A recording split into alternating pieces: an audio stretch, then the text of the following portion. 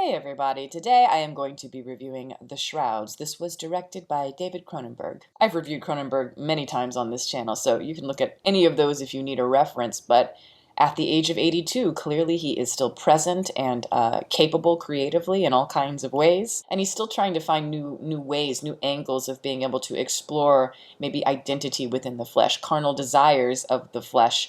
And, because it is Cronenberg, obviously that's going to be contrasted with this clinical, elegant, almost sterile presentation. And obviously he's always combining this with like machines and technology, which wouldn't be my personal instinct. If I was going to make a body horror film, I'm thinking more like Tetsuo the Iron Man, more messy and grotesque. But that's also, again, what I find intriguing about Cronenberg is that he is different. He has this meditative, restrained ability to explore very complex questions. I did review his most recent film, Crimes of the Future, a few years ago, and that's another film where he's returning to the body horror genre, but that one is dealing more with like artistic, maybe political, social aspects of the body merging with technology. And I felt that that film could have potentially been maybe self-reflective for Cronenberg. I'm not saying that he is, trying to be a representation of the protagonist or anything like that, but, Cronenberg is often meta, and I guess I could see him possibly relating to the Viggo Mortensen character, especially when it comes to being this like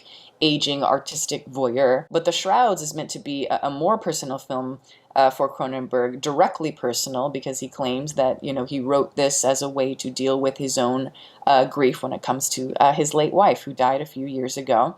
And yes, naturally, this movie is a morbid film dealing with grief, with maybe sexual loneliness at a certain point in your life, voyeurism, obviously. But in a modern world, yes, of technology, and in particular, we're looking at things like AI and espionage, etc. So there is a lot going on here thematically and a lot going on narratively, and we come to expect something like that from Cronenberg. But for me, the problem is with this movie, I just think as it goes on, it's a little bit lost in its themes, and narratively things just start to splinter in ways that make me as an audience member feel disconnected. As intriguing as this premise is, and the mood of it, and the humor, I think, is very Cronenbergian, and I enjoyed that, it always felt like it was missing something key. I think we needed stronger stakes for the main character and a way to convey the themes of loss within the main character more. And I think they needed to find more compelling angles to explore the technological angles narratively, because as it stands, it feels jumbled, kind of like a word salad. I loved the opening of this film, the opening dream sequence and kind of what that represents. The image is quite haunting, but I also loved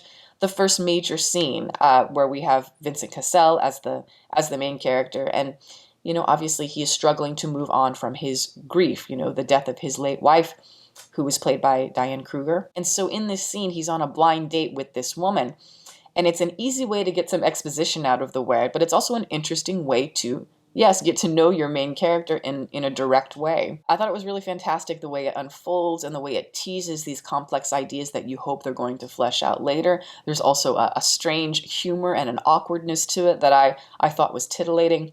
Vincent Cassel is a fantastic actor. I've always loved him, and he does so well at playing these very like cool, charismatic characters, and here he's playing it, I would say, quite understated. And there's this effortlessness to him, and he maintains this aura of mystery as much as he can throughout this movie. But the main problem is that scene that I'm talking about, it's so strong, everything that comes after it fizzles. And I'm not saying there aren't good scenes after that or good moments. There are. It's just, like I said, something was missing in this film. It felt like, yes, it's like the warmth that is leaving a body as it's dying, but not in the way I think that Cronenberg wants always necessarily. And we have all these different characters that are coming into the movie, like the Guy Pearce character, and that's where like the internet privacy and the espionage angles start to come in.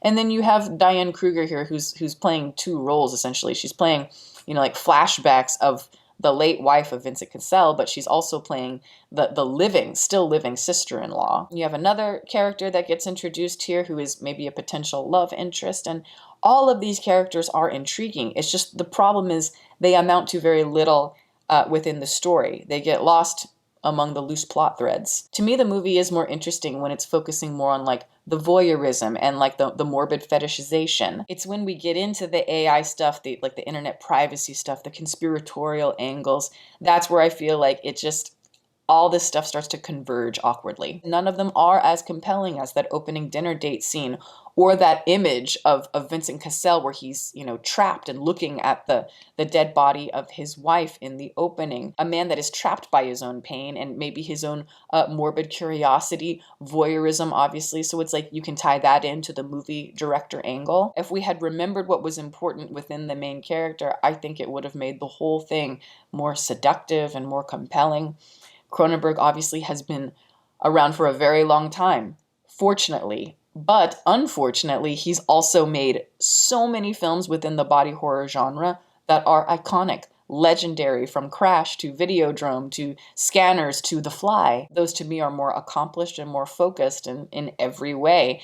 And for me, Cronenberg's last great film was maybe A Dangerous Method that came out, I think, in 2011. Very underrated film. It is unfortunate because the subject is so personal to him. I would hope that he would explore it from a different perspective, one that is maybe a little bit more scary for him. But unfortunately, it just didn't crystallize as is. Here's what I will say about it. If you're a David Cronenberg fan, I think it is worth your time to see. I maybe wouldn't go see it in the theaters, but maybe rent it, something like that.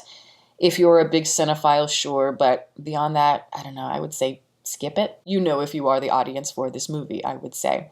But that is my review. Thank you guys so much for watching. I'm going to plug my website as always. It is deepfocuslens.com. I'm an artist. I do commission portraits, and I sell prints of my work. If that's something that you're interested in, you can always go to the website below.